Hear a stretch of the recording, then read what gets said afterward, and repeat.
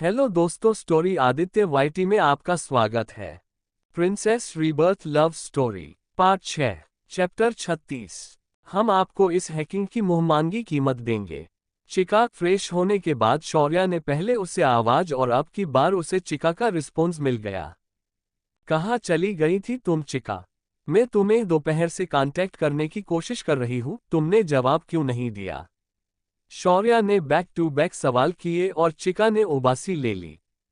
चिका, भूलो मत कि तुम एक सिस्टम हो, सो ये आलस एंड ऑल ये सब तुम्हें नहीं आना चाहिए, शौर्या का कहना। और चिका तुरंत बोली, बॉस, भले ही मैं एक सिस्टम हूँ, बट अभी मत भूलो कि आपने मुझे बिल्कुल किसी लड़की के तरह ही बनाया है। सो भले ही मैं जानती हूँ कि मैं कोई इंसान नहीं हूँ, उसके बावजूद ही मुझ में हर एक मजहरे किसी टीन एज गर्ल के जैसे ही है। और हाँ, आज मैं आपके ही कम में बीजी थी, चिका मुंह फुलाकर बोली। और शौर्या को याद आया कि उसने किस तरह से चिका के फीचर्स को डिजाइन किया था। हम ओके, बट क्या कम कर रही थी तुम? शौर्या ने सवाल किया। आपको और आमिर बनने के रास्ते ढूंढ रही थी मैं, और वो मुझे मिल भी गए। एक कंपनी है जिसे हैकर की जरूरत है, किसी ने उनके नए सॉफ्टवेयर का पूरा डाटा चुरा लिया है, जिसे वापस उन्हें पाना है, वो भी जल्द से जल्द। और जो भी ऐसा करेगा उसे वो कम से कम 10 करोड़ रुपए देंगे। सो क्या आप यह काम करेगी बॉस? चिका ने सवाल किया और शौर्या ने हाँ में सर हिला दिया। 10 करोड़ सच में कम नहीं थे, सो उसने उस प्रोजेक्ट को लेने के बारे में सोचा। ओके, उनसे कांटेक्ट करो, मैं उनसे बात करूंगी, शौर्या ने कहा। चिका से सिर्फ वो ही बात कर सकती थी और उसे वो ही सुन सकती थी, बाकी कोई और नहीं। चिका की हेल्प से शौर्या ने अपने लिए एक एडवांस्ड लैपटॉप खरीद लिया था और साथ ही में एक फोन भी, जिस पर आए हुए कांटेक्ट को कनेक्ट कर शौर्या ने सामने वाले पार्टी को कॉल लगा दिया। हेलो, शौर्या अपने आवाज में बदलाव लाकर बोली थी। वो नहीं चाहती थी कि वो किसी को भी कोई भी चांस दे आगे जाकर उसे पहचानने का, और उसकी आवाज सुनकर उधर से थोड़ी खुशी भरी आवाज ही सुनाई दी। मिस एक्स, हम आपके ही कॉल का वेट कर रहे थे, हमें आपको फिलहाल में बहुत जरूरत है, और अगर आप चाहे तो हम इस एक काम के आपको मुंह मांगी कीमत देने के लिए तैयार है। अगर 10 करोड़ आपके लिए काफी नहीं है, so what about 15 crore? But please हमें लिए ये काम कीजिए, हम आपको इस हैकिंग की मुहमांगी कीमत देंगे। आमने से कोई 40/45 का इंसान इंग्लिश में बात कर रहा था, और उसकी बात सुनकर शौर्या एक पल के लिए खामोश हो रही और वो कुछ सोचने लग गई। हमरे बॉस आपसे बात करना चाहते हैं, प्लीज अब उनसे बात कीजिए ना, उस आदमी ने कहा। और शौर्या की कोई बात सुने बगैर ही दूसरे किसी से कॉल कनेक्ट कर दिया। अरे यार, मैं वैसे भी ये कम करने ही वाले थी, लेकिन इसने बॉस को क्यों बीच में डाल दिया? बनावस से बात करे भी, मैं कहा इस काम को मन करने वाली थी। शौर्या का बिल्कुल भी मूड नहीं था एस-20 से बात करने का, और वो ये कहकर कि मैं ये कम करूंगी, इतना कहकर कॉल रखने ही वाली थी कि उससे वह से बॉस की आवाज सुनाई दी। हेलो, वो शांत, गंभीर, मैग्नेटिक आवाज और शौर्या के दिल की धड़कन स्किप हो गई। क्या आप मुझे सुन रही हैं मिस एक्स? उस बॉस ने उधर से कहा, और शौर्या उसकी आवाज सुनकर होश में आ गई। हाँ हाँ, सुन रही हूँ, and I must say you have such a sexy voice, Shaurya ने कह, और कुछ पल साम खामोशी छा गई। वेल, ये आवाज इतनी सेक्सी है तो आप कितनी सेक्सी होंगे मिस्टर? शौर्या ने कहते हुए पहुंच लिया, और वो सामने वाले शख्स का नाम जानने का इंतजार करने लग गई। बेहतर होगा कि हम काम की बातें करें, समाने से उस बॉस की आवाज, और उसने छिपाए देता गुस्सा उफ उसके ओठों पर बड़ी सी मुस्कान आ गई। ओके, काम की बात करते हैं, जैसे कि अपने 15 करोड़ का ऑफर दिया है, क्यों ना मैं इस पर फिर में कुछ चेंजेस कर दूं। अहम ज्यादा नहीं करूंगी, बस इतना कि मैं आपसे मेरी फीस सिर्फ 5 करोड़ ही लूंगी, बट बाकी के 10 करोड़ के बदले आपको मेरे साथ डिनर पर आना होगा मिस्टर बॉस, क्या आप आएंगे? शौर्या ने कहा, और अगले ही पल उसके कानों से किसी की सांसें टकरा गया, जैसे वो इंसान काफी गुस्से से अपने सांस अंदर बाहर कर रहा हो। आपका जवाब? शौर्या फिर से बोली, और नेक्स्ट मोमेंट पर ही उससे वह से कुछ टूटने की आवाज आ गई। काम करना है तो करो, वरना मत करो। और रहा सवाल डिनर का, तो मैं सिर्फ मेरी प्रिंसेस के साथ हर डिनर करना पसंद करता हूँ, दूसरी किसी के साथ भी नहीं। So you have just half hour, तुम्हारा डिसीजन क्या है ये बता दो, बॉस ने गुस्से से कहा, और कॉल काट दिया। और शौर्या जोर जोर से हंसने लग गई। और ये प्रिंसेस भी सिर्फ आपके साथ ये कि उसके प्रिंस के साथ ही डिनर करना पसंद करती है मन, और ये प्रिंसेस आपके साथ डिनर करके ही रहेंगी, शौर्या बोली और उसने चिका से कांटेक्ट किया। चिका, तुमने बताया क्यों नहीं कि मैं जिसके लिए हैकिंग करने वाले हूँ वो अभिमन्यु की कंपनी है? शौर्या का कहना और चिका भी हैरान हो गई। चैप्टर 37 मिस एक्स की हैकिंग स्किल्स, अभिमन्यु हुआ इम्प्रेस। ओके, काम की बात करते हैं। जैसे कि आपने 15 करोड़ का ऑफर दिया है, क्यों ना मैं इस ऑफर में कुछ चेंजेस कर दूं? ज्यादा नहीं करूंगी, बस इतना कि मैं आपसे मेरी फीस सिर्फ 5 करोड़ ही लूंगी, बट बाकी के 10 करोड़ के बदले आपको मेरे साथ डिनर पर आना होगा मिस्टर बॉस, क्या आप आएंगे? शौर्या ने कहा और अगले ही पल उसके कानों से तेज सांसें टकरा गई, जैसे वो इंसान काफी गुस्से से अपने सांस अंदर बाहर कर रहा हो। आपका जवाब? शौर्या फिर से बोली और नेक्स्ट मोमेंट पर ही उससे वह से कुछ टूटने की आवाज आ गई। काम करना है तो करो, वरना मत करो। और रहा सवाल डिनर का, तो मैं सिर्फ मेरी प्रिंसेस के साथ ही डिनर करना पसंद करता हूँ, दूसरी किसी के साथ भी नहीं। So you have just half hour. तुम्हारा डिसीजन क्या है ये कॉल करके मेरे असिस्टेंट को बता दो, बॉस ने गुस्से से कहा और कॉल कट कर दिया। और शौर्या जोर जोर से हंसने लग गई। और ये प्रिंसेस भी सिर्फ आपके साथ ही, यानी कि उसके प्रिंस के साथ ही डिनर करना पसंद करती है मन, और ये प्रिंसेस आपके साथ डिनर करके ही रहेंगी, शौर्या बोली और उसने चिका से कांटेक्ट किया। चिका, तुमने बताया क्यों नहीं कि मैं जिसके लिए हैकिंग करने वाले हूँ वो अभिमन्यु की कंपनी है? शौर्या का कहना और चिका भी हैरान हो गई।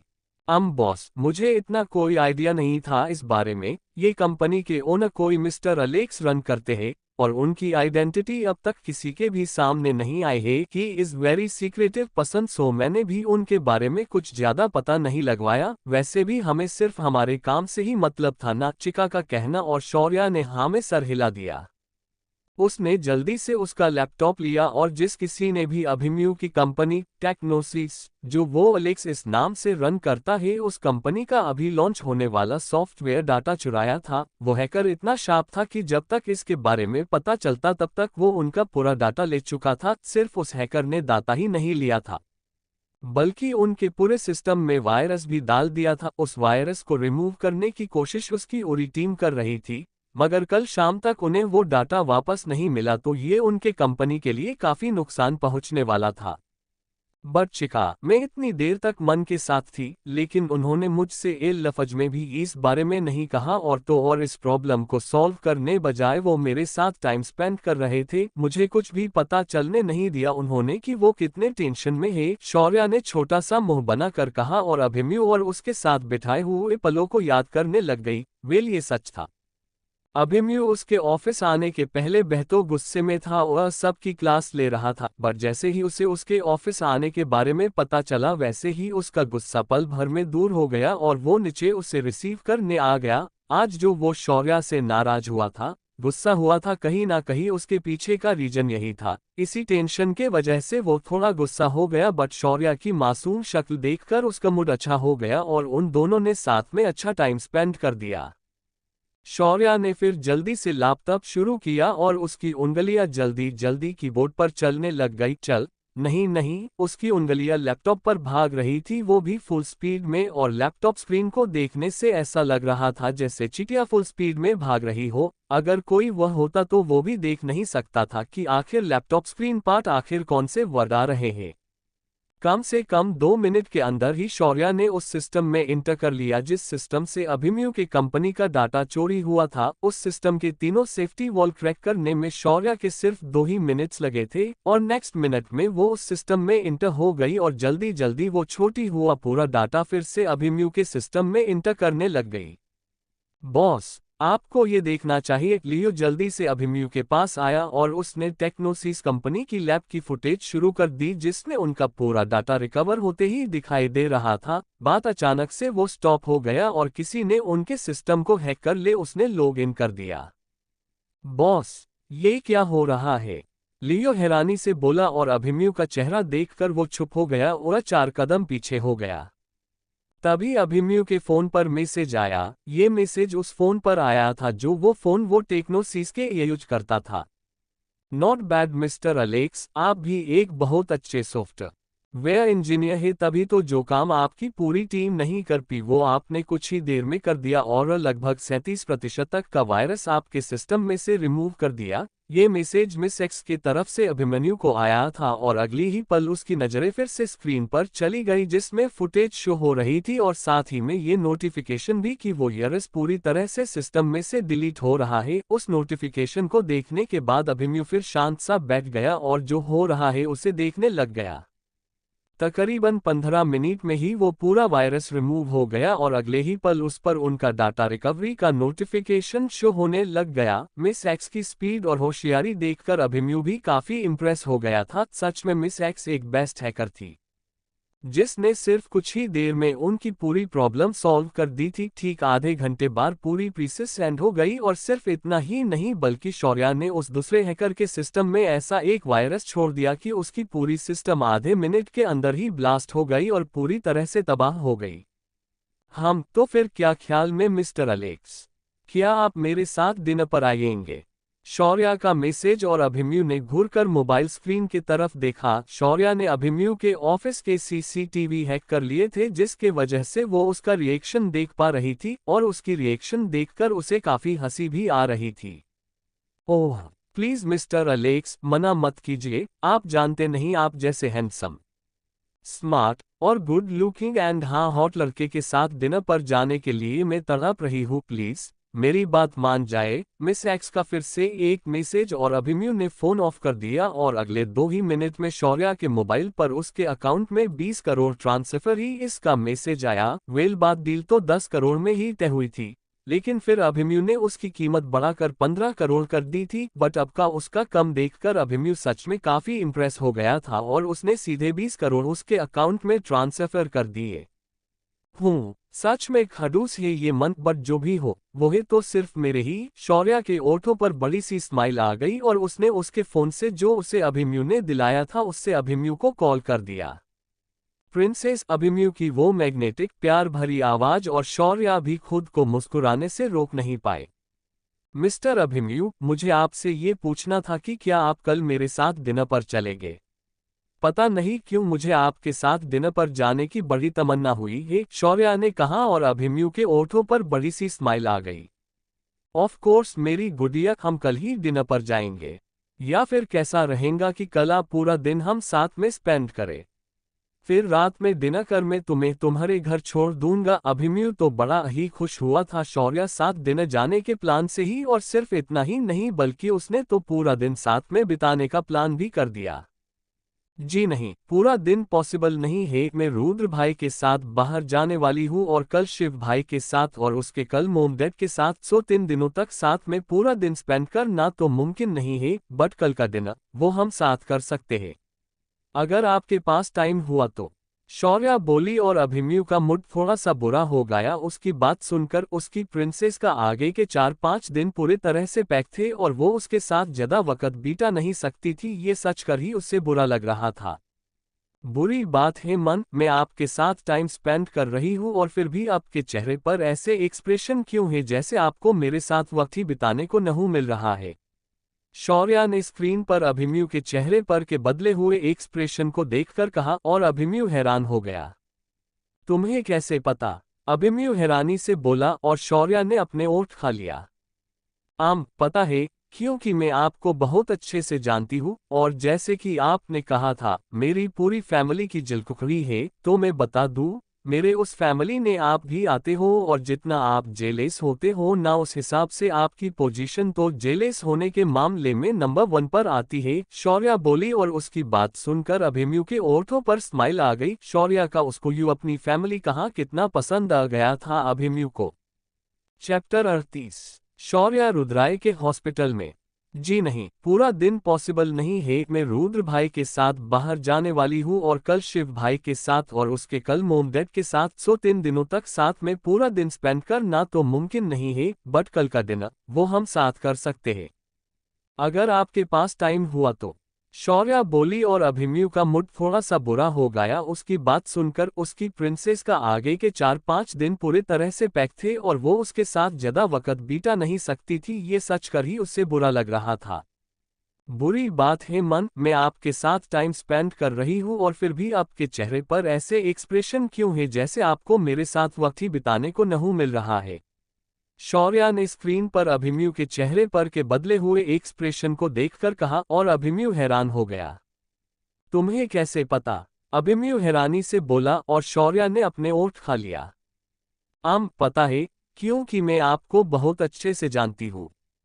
और जैसे कि आपने कहा था, मेरी पूरी फैमिली की जलकुकड़ी है, तो मैं बता दूं, मेरे उस फैमिली ने आप भी आते हो और जितना आप जेलेस होते हो ना उस हिसाब से आपकी पोजीशन तो जेलेस होने के मामले में नंबर 1 पर आती है। शौर्या बोली और उसकी बात सुनकर अभिमन्यु के ओठों पर स्माइल आ गई। शौर्या का उसको यूं अपनी फैमिली कहाँ कितना पसंद आ गया था। अभिमन्यु को थोड़ी देर उससे बात करने के बाद शौर्या ने कॉल रख दी और उसके बारे में सोचते ही वो नींद के आगोश में चली गई। नेक्स्ट मॉर्निंग वो सुबह जल्दी ही उठी और उसने थोड़ा सा योगा किया। भले ही शौर्या जो एनर्जी कैप्सूल ले रही थी, जो सुने ही बनाया था, उससे उसकी स्ट्रेंथ बढ़ गई थी, बट फिर भी शौर्या की इस बॉडी को स्ट्रोक करना बहुत जरूर था, सो उसने योगा करना शुरू कर दिया था। योगा होने के बाद उसने कुछ देर मेडिटेशन किया और फ्रेश होकर नीचे ब्रेकफास्ट करने चली गई। रुद्र तो आज बड़ा ही खुश था, आखिर उसकी बहन उसके साथ उसका पूरा दिन बिताने वाले थी। उसने सोच लिया था कि उसे क्या क्या करना है, वो कहाँ कहाँ जाएंगे और आज के दिन क्या क्या करेंगे। खुशी खुशी ही उन सब ने ब्रेकफास्ट किया और रुद्र शौर्या का हाथ पकड़कर मुस्कुराते ही घर से बाहर निकल गया और वही बाकी ही सब उसने तरफ बेहद जेलेस होकर देखने लग गए। ये रुद्र भाई इतने चालाक होंगे, मैंने सोचा नहीं था। ओमकारा की गुस्से से भरी हुई आवाज और सब उसे घुरकर देखने लग गए। उनकी नजरों को समझकर ओमकार फिर बिना कुछ कहे ही वह से खिसक लिया और एक एक करके सब भी चले गए। भाई, हम पहले कहाँ जाएंगे? शौर्या की एक्साइटेड आवाज और रुद्र भी काफी खुश होकर उससे बात करने लग गया। तभी उसे किसी का कॉल आया और दूसरी ओर की बात सुनकर वो परेशान हो गया। प्रिंसेस, क्या हम पहले हॉस्पिटल जाए? इमरजेंसी है बच्चा, रुद्र ने सीरियस होकर कहा और शौर्या ने हाँ में सर हिला दिया। वेल, हॉस्पिटल जाने का उनका आप्लम तो था ही, बट आज वह पहले थोड़ी शॉपिंग कर लंच कर फिर हॉस्पिटल जाने वाले थे और वह थोड़ा टाइम स्पेंड करके वो रुद्र के पेंटिंग कलेक्शन देखने उसके विला जाने वाले थे। वेल, उन तीनों भाइयों के अपने अपने पर्सनल विला थे और वो कभी कभी वह जाकर रहते भी थे। मृणाल और संजीव जी ने उन्हें उनकी फुल प्राइवेसी दी हुई थी। कोई बात नहीं भाई, ड्यूटी फर्स्ट, हम हॉस्पिटल ही चलते हैं पहले। शौर्या तुरंत मन गई। एक साइंटिस्ट और डॉक्टर होने के नाते वो भी समझती थी कि किसी का वक्त पर इलाज करना कितना जरूरी होता है। कुछ ही देर में वो हॉस्पिटल पहुंच गए और रुद्र दौड़ते हुए ही अंदर की तरफ जाने लग गया। हेड नर्स, मेरी प्रिंसेस का ध्यान रखिए और मेक श्योर कि उसे किसी भी तरह की कोई कमी ना हो। रुद्र जल्दी जल्दी ऑट में जाते हुए ही बोला और उसकी बात सुनकर वहां मौजूद सबका ध्यान शौर्या के तरफ गया। शौर्या ने आज सिंपल सा ही लेकिन काफी खूबसूरत अनारकली पहना था। व्हाइट कलर के उस अनारकली में वो बड़ी ही प्यारी लग रही थी और उसके ओठों पर की स्माइल, उसे देखकर तो सब उसके दीवाने ही हो गए। हेड नर्स, जो कि एक बुजुर्ग नर्स थी और जिनकी उम्र कम से कम 55 के आसपास थी, वो शौर्या की रुद्र के केबिन में लेकर चले गए और उसे के लिए नाश्ता और स्नैक्स का इंतजाम कर दिया। क्या वो लड़की डॉक्टर रुद्राय की गर्लफ्रेंड है? शायद इतनी प्यारी लड़की उनकी गर्लफ्रेंड ही होंगी। वो कितनी खूबसूरत है, उसकी स्किन नोटिस की तुमने? बिल्कुल किसी बच्चे की स्किन के तरह से वो soft soft. And her eyes, उसके बाल उफक डॉक्टर रुद्राय को बिल्कुल सूट करती है वो, बट उनसे छोटी ही है। मुझे तो बहुत पसंद ही वो। I feel jealous. और भी ना जाने क्या क्या बातें वह चल रही थी। हमेशा लड़कियों से दूर रहने वाली डॉक्टर रुद्राय आज पहली बार किसी लड़की को हॉस्पिटल लेकर आ गया था और उस पर से उसका शौर्या को प्रिंसेस का कर पूरा करना। सबको गलत फहमी तो होने ही वाले थी और इसी गलत फहमी की वजह से उस हॉस्पिटल में का कई लेडीज स्टाफ जो दिल ही दिल रुद्राय को चाहता था, वो शौर्या से जेलेस होकर उससे नफरत करने लग गया। जिस बंदे को वो न जाने कब से पटाने की कोशिश कर रहे, वो आज किसी और ही लड़की को उसके साथ लेकर आ गया था और सिर्फ आया ही नहीं था बल्कि उसे प्रिंसेस कहकर भी पुकार रहा था। उनका जेलेस होना तो लाजमी ही था। चैप्टर 39, निशी, क्या वो लड़की डॉक्टर रुद्राय की गर्लफ्रेंड है? शायद इतनी प्यारी लड़की उनकी गर्लफ्रेंड ही होंगी। वो कितनी खूबसूरत है, उसकी स्किन नोटिस की तुमने, बिल्कुल किसी बच्चे की स्किन के तरह से वो सॉफ्ट एंड हर आइज, उसके बाल ऊपर डॉक्टर रुद्राय को बिल्कुल सूट करती है वो, बट उनसे छोटी ही है। मुझे तो बहुत पसंद ही वो।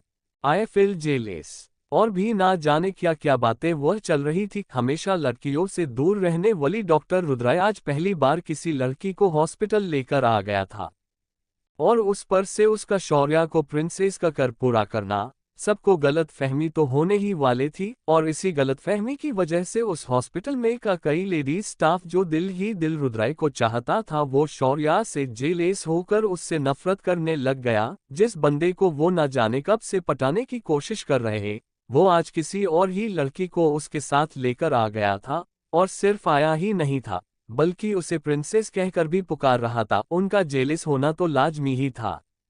उन सब के ख्यालों से अनजान शौर्या अरमा से रुद्राय के कमरे में बैठी हुई थी और उसके केबिन को निहार रही थी। ये बात वो अच्छे से जानती थी कि ये हॉस्पिटल रुद्राय और अभिमन्यु के पार्टनरशिप में है। In fact RB. Rathore and Bundela hospital की चेन उन दोनों ने ही शुरू की है, और यहाँ रुद्राय के साथ साथ अभिमन्यु का भी केबिन है। वो तो अभिमन्यु का केबिन भी देखना चाहती थी, बट फिर सिक्योरिटी इश्यू और बाकी कोई बातें ना बनाए, इस वजह से उसने वहां जाना सही नहीं समझा। उसकी नजरें इस वक्त केबिन में मौजूद काफी सारी बुक्स पर थी। इनमें से कई ज्यादा बुक्स उसने पढ़ी हुई थी और उसे पैग नंबर के साथ भी याद थे। उन सारी बुक्स पर हाथ घुमाने के बाद उसने एक दो बुक्स खोल कर देखी और फिर उसे फिर से उसके जगह पर रख दिया। शौर्या ने चिका के साथ थोड़ी बात की और उसके लिए कोई नया मिशन है या नहीं ये पूछा, बट जब उसकी तरफ से ना सुनाई दी तो उसने उससे बाय कह दिया और सोचा क्यों ना वो हॉस्पिटल को देखे। यही सोचकर वो बाहर चली गई और हॉस्पिटल देखने लग गई। वो जहां जहां जा रही थी वहां के सभी लोगों की नजरें उस पर ही बनी हुई थी। वो इतनी प्यारी, और फिर जिस क्यूरोसिटी के साथ आंखों ने चमक लिए वो पूरा हॉस्पिटल देख रही थी, वो बड़ी ही प्यारी लग रही थी। भले ही उसने इससे भी ज्यादा एडवांस्ड मशीन्स और पॉश जगह देखी थी, बट इस तरह से लोगों से भरी हुई, वो भी हर उम्र के लोगों से भरी हुई जगह वो आने लाइफ में पहली बार ही देख रही थी। ओमकारा के साथ जब वो घूमने गई थी तब वह यंग और मिडिल एज इस उम्र के ही लोग थे, और घर पर मिडिल एज का स्टाफ, बट यहाँ हॉस्पिटल में हर तरह के पेशेंट थे। शौर्या की नजरें गायनेक सेक्शन के बाहर बैठी हुई लेडीज पर गई और उन प्रेग्नेंट विमेन्स को देखकर उसके आंखों में चमक आ गई।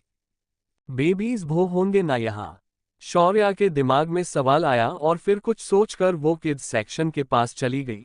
उस हॉस्पिटल में एक बहुत भी बड़ा सेक्शन बच्चों के लिए भी था, एक पूरा फ्लो ही, जहां 1 साल से लेकर तो उसके 13/14 साल के बच्चों की हर एक बीमारी का इलाज होता था। बहुत अच्छे से डेकोरेट किया रहा था वो एरिया ताकि उन बच्चों को अजीब ना लगे, और उसे देखकर ही शौर्या के ओठों पर स्माइल आ गई।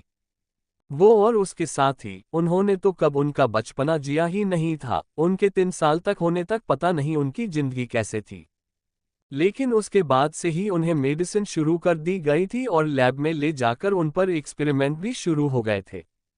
सो इस वजह से कभी उन्हें अपना बचपन जीने ही नहीं मिला था। और इस शौर्या के यादों में वैसे तो उसका 10 साल की जिंदगी बड़ी ही अच्छी और खुशहाल थी, बट उसके बाद की जिंदगी इतनी कुछ अच्छी नहीं थी। इसीलिए शौर्या वह गई थी, और जब उसकी नजरें वहां के बच्चों पर गई तब उसके ओठों पर बड़ी सी स्माइल आ गई। वैसे तो वो बीमार बच्चे थे, बट फिर भी वो बहुत खुश थे। है जगह हॉस्पिटल कम, उनके लिए फन जोन ज्यादा थी। शौर्या मुस्कुरा उठी उन सबको देखकर, और एक एक कर वो वहां से जाने लग गई। तभी उसकी नजरें एक बच्चे पर चली गई और उसे धकेल कर शौर्या की कुछ अलग लगा।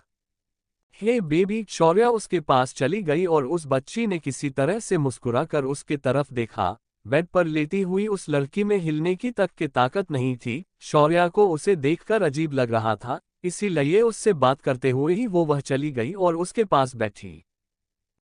एक नर्स उससे कुछ कहने वाली थी, लेकिन वह मौजूद डॉक्टर ने उसे रोक दिया। वो डॉक्टर रुद्राय के साथ है, कुछ मत कहो उससे, वरना तुम मुसीबत में पड़ जाओगी, उस डॉक्टर ने कहा, और वो नर्स भी चुप हो गई। क्या हुआ है आपको? और आपके पेरेंट्स कहाँ है? शौर्या ने उस बच्ची से सवाल किया, और जवाब में उस बच्ची ने उससे एक स्वीट सी सीने दे दी। शौर्या ने उसका हाथ पकड़ा और उसे हार्टबीट फील करने लग गई, और उसे तभी कुछ महसूस हुआ जिस वजह से उसकी आंखें बड़ी बड़ी हो गई। Multiple organ damage. शौर्या को ज्यादा देर नहीं ये समझने में उस लड़की को आखिर क्या हुआ है। उसकी मेडिकल नॉलेज बहुत अच्छी थी। आयुर्वेदिक दवाई बनाने के साथ साथ एडवांस्ड मेडिकल एक्सपेरिमेंट्स उसकी सभी खासियत में से एक अहम थी, और वो उसमें इतनी एक्सपर्ट हो गई थी कि देखकर भी बता सकती थी कि आखिर सामने वाले को क्या प्रॉब्लम है। ये कैसे पॉसिबल है? कितनी छोटी है ये और इतने कम उम्र में उसके पूरे ऑर्गन डैमेज होना। शौर्या को धक्का सा लगा था। ये बात जानकर उसने किसी तरह से अपने आप को संभला और उस लड़की की रिपोर्ट जो वही बेड के किनारे रखी हुई थी उसे देखने के लिए हाथ बाया ही था कि उस लड़की के पेरेंट्स वहां आ गए। कौन हो तुम और हमारी बेटी के पास क्या कर रही हो? अब ये मत कहना कि सीए एक और बीमारी हो गई है। आप लोगों ने तो बस हम जैसे को लुटने के लिए ही ये हॉस्पिटल बनाया हुआ है। हर रोज एक नया चेकअप और नई बीमारी बता रहे हो। उस लड़की के पिता ने गुस्से से ही कहा और उस लड़की की मां रोते हुए उसके तरफ देखने लग गई। एक दिन पहले ही वो दोनों उनकी बेटी को यहाँ लेकर आए थे। उस बच्ची निशी के सर में और पेट में काफी दर्द हो रहा था, इसलिए और उसकी हेल्थ देखकर डॉक्टर्स ने काफी टेस्ट करवाने के लिए कहे थे और साथ ही में उसे एडमिट भी करने के लिए बोला था। डॉक्टर्स की बात सुनकर पहले तो उस आदमी ने बहुत ही तमाशे किए और डॉक्टर्स के बताए टेस्ट में से कुछ ही टेस्ट उसने करवाए। लेकिन जब डॉक्टर्स को शक हुआ तो उन्होंने और भी टेस्ट करावाने के लिए कहे और वो आदमी चिढ़ गया। मिस्टर, आपकी बेटी की हालत सही में ठीक नहीं है। उसे अर्जेंटली सर्जरी की जरूरत है वरना उसके जीने के चांसेस बहुत ही कम है। शौर्या जल्दी से बोली और वो आदमी उसे घूर कर देखने लग गया। चैप्टर 40। बेटा और बेटी में इतना फर्क। Multiple organ damage. शौर्या को ज्यादा देर नहीं ये समझने में उस लड़की को आखिर क्या हुआ है। उसकी मेडिकल नॉलेज बहुत अच्छी थी। आयुर्वेदिक दवाई बनाने के साथ साथ एडवांस्ड मेडिकल एक्सपेरिमेंट्स उसके सभी खासियत में से एक अहम थी, और वो उसमें इतनी एक्सपर्ट हो गई थी कि देखकर भी बता सकती थी कि आखिर सामने वाले को क्या प्रॉब्लम है। ये कैसे पॉसिबल है? कितनी छोटी है ये और इतने कम उम्र में उसके पूरे ऑर्गन डैमेज होना। शौर्या को धक्का सा लगा था। ये बात जानकर उसने किसी तरह से अपने आप को संभला और उस लड़की की रिपोर्ट जो वही बेड के किनारे रखी हुई थी उसे देखने के लिए हाथ बाया ही था कि उस लड़की के पेरेंट्स वहां आ गए। कौन हो तुम और हमारी बेटी के पास क्या कर रही हो? अब ये मत कहना कि सीए एक और बीमारी हो गई है। आप लोगों ने तो बस हम जैसे को लुटने के लिए ही ये हॉस्पिटल बनाया हुआ है। हर रोज एक नया चेकअप और नई बीमारी बता रहे हो। उस लड़की के पिता ने गुस्से से ही कहा और उस लड़की की मां रोते हुए उसके तरफ देखने लग गई। एक दिन पहले ही वो दोनों उनकी बेटी को यहाँ लेकर आए थे। उस बच्ची निशी के सर में और पेट में काफी दर्द हो रहा था, इसलिए और उसकी हेल्थ देखकर डॉक्टर्स ने काफी टेस्ट करवाने के लिए कहे थे और साथ ही में उसे एडमिट भी करने के लिए बोला था। डॉक्टर्स की बात सुनकर पहले तो उस आदमी ने बहुत ही तमाशे किए और डॉक्टर्स के बताए टेस्ट में से कुछ ही टेस्ट उसने करवाए। लेकिन जब डॉक्टर्स को शक हुआ तो उन्होंने और भी टेस्ट करावाने के लिए कहे और वो आदमी चिढ़ गया। मिस्टर, आपकी बेटी की हालत सही में ठीक नहीं है। उसे अर्जेंटली सर्जरी की जरूरत है वरना उसके जीने के चांसेस बहुत ही कम है। शौर्या जल्दी से बोली और वो आदमी उसे घूर कर देखने लग गया। वही उसकी वाइफ का रो रो आकर बुरा हाल हो रहा था। उसकी बेटी निशी कमजोर तो हर दिन ही रहती थी, बट पिछले दिनों में उसकी कमजोर काफी हद तक बढ़ गई थी और वो काफी बीमार रहने लग गई थी, और इसी वजह से उसने किसी तरह से उसके पति को मनाकर यहाँ हॉस्पिटल में लेकर आई थी। कुछ नहीं हुआ है मेरी बेटी को। मुझे क्या समझ नहीं आता है, क्या तुम सब डॉक्टर सिर्फ हम जैसों से पैसा लुटने को देखते हैं? आया ऐसे ही बड़ी बड़ी बीमारी का नाम सुनाकर हमें डराते हैं। मुझे नहीं रखना मेरी बेटी को यहाँ, मैं लेकर जा रहा हूँ उसे, निशी के डैड ने कहा और उसे उठाकर गोद में ले लिया। शैलेश जी, ये आप क्या कर रहे हैं? हमर निशी बीमार है और आप है कि उसकी पत्नी नियति कुछ कहने को हुई। मार शैलेश ने उसकी तरफ कुछ इस तरह से देखा कि वो अफे कुछ बोल ही नहीं पाए। उन सब की बातें अब तक वहां मौजूद डॉक्टर और नर्स के कानों तक पहुंच चुकी थी। मल्टीपल ऑर्गन डैमेज, ये लफ्ज जब उन्होंने उनके सामने मौजूद उस 17-18 साल की दिखने वाली लड़की के मुंह से सुना था, तब उनकी हैरानी की कोई लिमिट नहीं रही थी। क्या यही बातें उनके डिपार्टमेंट के हेड डॉक्टर अंदाजा लगते ही नहीं आ रहे थे? हाँ, उन्होंने भी यही अंदाजा जताया था कि उस बच्ची के मल्टीपल ऑर्गन डैमेज हुए हैं। अब ये क्यों हुए हैं और कितने ऑर्गन्स हुए हैं, इनका अंदाजा पूरे चेकअप होने के बाद ही होने वाला था। बट निशी के डैड है कि उसके लिए मान ही नहीं रहे थे। ये सारा शोर सुनकर और निशी को यूं उठाया हुआ देख आरू वो सब उनके पास आ गए और उसमें से एक डॉक्टर ने एक नज़र शौर्या को घूर कर देखा और फिर शैलेश और नियति के तरफ देखने लग गई। सर, आप ये क्या कर रहे हैं?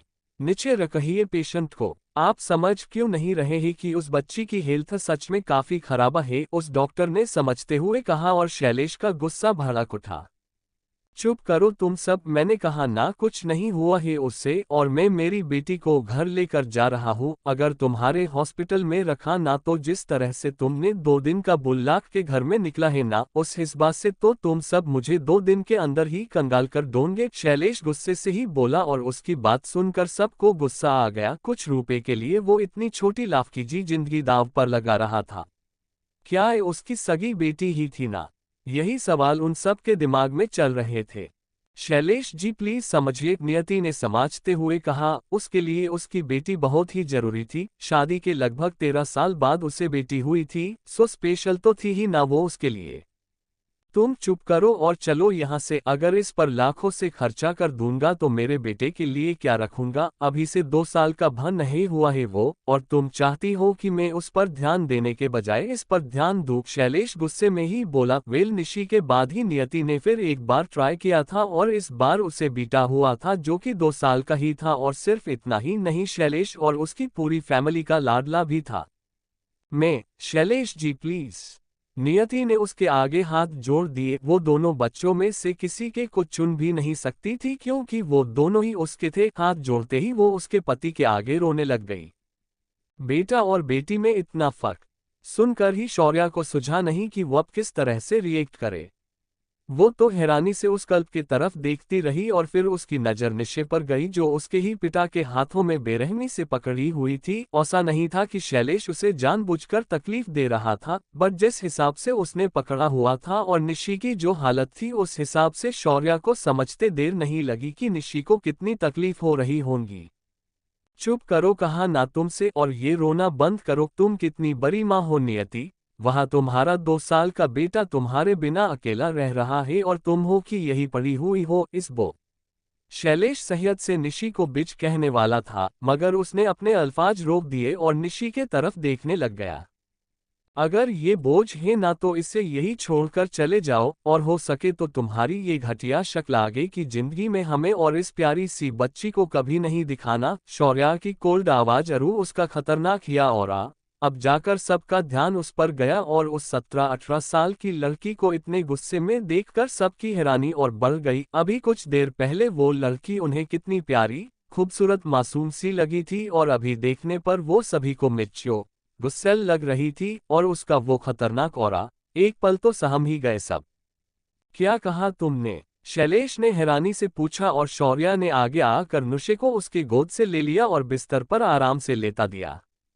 यही कि चले जाओ यहाँ से, और हाँ, जाते वक्त हॉस्पिटल का बिल नहीं पेड किया तो भी चलेगा, लेकिन तुम्हारे घर का एड्रेस भेज देना। शाम तक तुम्हारे घर निशी के अडॉप्शन पेपर तुम्हें मिल जाएंगे और उसके बाद से तुम्हारा और तुम्हारी इस कमजोर वाइफ का कोई भी हक नहीं होगा मिशी पर। नाउ गेट लॉस्ट, शौर्या धमकी देते हुए बोली और उसे ऐसे देखकर सब दिल ही दिल हंसने लग गए। लड़की, पहले तुम बड़ी हो जाओ, खुद तो बच्ची ही हो, और बड़ी आए मेरी बेटी की अडॉप्ट करने वाली। शैलेश की गुस्से से भरी हुई आवाज और शौर्या उसे घूरकर देखने लग गई। Thank you. आपको नोवेल कैसा लगा कमेंट में जरूर बताएं। लाइक और शेयर करना न भूलें। नेक्स्ट पार्ट देखने के लिए चैनल को सब्सक्राइब करें।